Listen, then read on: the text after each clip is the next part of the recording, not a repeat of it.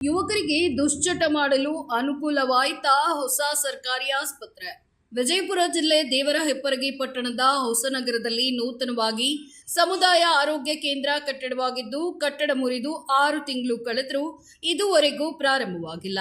ದೇವರಹಿಪ್ಪರಗಿ ಮತಕ್ಷೇತ್ರದ ಶಾಸಕರಾದ ರಾಜುಗೌಡ ಪಾಟೀಲ್ ರವರಿಗೆ ಸುಮಾರು 2 ತಿಂಗಳ ಹಿಂದೆಯೇ ನಮ್ಮ ಕರ್ನಾಟಕ ಸೇನೆಯ ವತಿಯಿಂದ ಮನವಿಯನ್ನ ನೀಡಲಾಗಿತ್ತು. ಈ ಮನವಿಗೆ ಇದುವರೆಗೂ ಸ್ಪಂದನೆ ಸಿಕ್ಕಿಲ್ಲ. ತಾಲೂಕಿನ ಸುತ್ತಮುತ್ತಲಿನ ಹಳ್ಳಿಯ ಜನರು ತುರ್ತು ಚಿಕಿತ್ಸೆಗೆ ಬಂದಾಗ ಅವರಿಗೆ ಸರಿಯಾದ ಚಿಕಿತ್ಸೆ ಸಿಗುತ್ತಿಲ್ಲ. ಕಾರಣ ಚಿಕಿತ್ಸೆಗೆ ಬೇಕಾಗಿರುವ ವಸ್ತುಗಳು ಹಾಗೂ ವೈದ್ಯರ ಕೊರತೆ ಕೂಡ ಇಲ್ಲಿ ಕಾಣ್ತಾ ಇದೆ. ಇಲ್ಲಿ ರಾಷ್ಟ್ರೀಯ ಹೆದ್ದಾರಿ ಕೂಡ ಇದೆ. ಹಲವಾರು ಬಾರಿ ರಸ್ತೆ ಅಪಘಾತವಾದಾಗ ತುರ್ತು ಚಿಕಿತ್ಸೆಗಾಗಿ ಸರ್ಕಾರಿ ಆಸ್ಪತ್ರೆಗೆ ಬಂದಾಗ ವೈದ್ಯರು ಹೇಳೋದೊಂದೇ ಮಾತು, ನಮಗೆ ಚಿಕಿತ್ಸೆ ನೀಡೋಕ್ಕಾಗಲ್ಲ, ಯಾಕೆಂದ್ರೆ ನಮ್ಮ ಹತ್ರ ವೈದ್ಯರ ಕೊರತೆ ಇದೆ ಅಂತ ಹೇಳ್ತಾರೆ.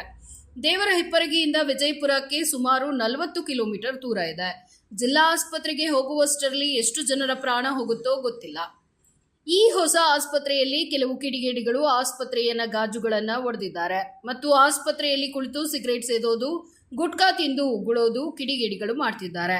ನಮ್ಮ ಕರ್ನಾಟಕ ಸೇನೆ ವತಿಯಿಂದ ವಿನಂತಿ ಮಾಡ್ಕೊಳ್ಳೋದೇನೆಂದ್ರೆ, ಬೇಗ ಸರ್ಕಾರಿ ಆಸ್ಪತ್ರೆ ಆರಂಭಿಸಿ ಬಡ ರೋಗಿಗಳಿಗೆ ಅನುಕೂಲ ಮಾಡಿಕೊಡ್ಬೇಕು ಮತ್ತು ಜಿಲ್ಲಾ ಉಸ್ತುವಾರಿ ಸಚಿವರಲ್ಲಿ ಮತ್ತು ಮತಕ್ಷೇತ್ರದ ಶಾಸಕರಲ್ಲಿ ವಿನಂತಿಸಿಕೊಂಡರು. ಹೊಸ ಆಸ್ಪತ್ರೆಯು ಬೇಗ ಪ್ರಾರಂಭವಾಗದಿದ್ದರೆ ನಮ್ಮ ಕರ್ನಾಟಕ ಸೇನೆ ವತಿಯಿಂದ ಉಗ್ರವಾದ ಹೋರಾಟವನ್ನು ಮಾಡಲಾಗುವುದು, ಸೇನೆಯ ಅಧ್ಯಕ್ಷ ಹಸನ್ ನದಾಫ್ ಹಾಗೂ ಅಮೀದಾ ಮುಲ್ಲಾ ಅವರು ಹೇಳಿದ್ದಾರೆ. ಈ ಸಂದರ್ಭದಲ್ಲಿ ಚಿದಾನಂದ್ ಭಜಂತ್ರಿ, ಸಿದ್ದು ಕಾಟಕರ್, ಮಲ್ಲು ಬಿರಾದರ್ ಹಾಗೂ ಸಂಘಟನೆಯ ಪದಾಧಿಕಾರಿಗಳು, ಗ್ರಾಮಸ್ಥರು ಉಪಸ್ಥಿತರಿದ್ದರು. ವರದಿ ಉಸ್ಮಾನ ಬಾಗವಾನ, ನ್ಯೂಸ್ 26 ಕನ್ನಡ, ಮುದ್ದೆಬಿಹಾಳ. ಜೀವ ಸತ್ತು ಹೋಗ್ತೈತಿ. ಯಾಕಂದ್ರೆ ಇಲ್ಲಿ ಎಲ್ಲ ಆಕ್ಸಿಡೆಂಟ್ ಅಪಘಾತ, ರೋಡ್ ಅಪಘಾತಗಳು ಎಷ್ಟೋ ಆಗ್ತಿರ್ತಾವು.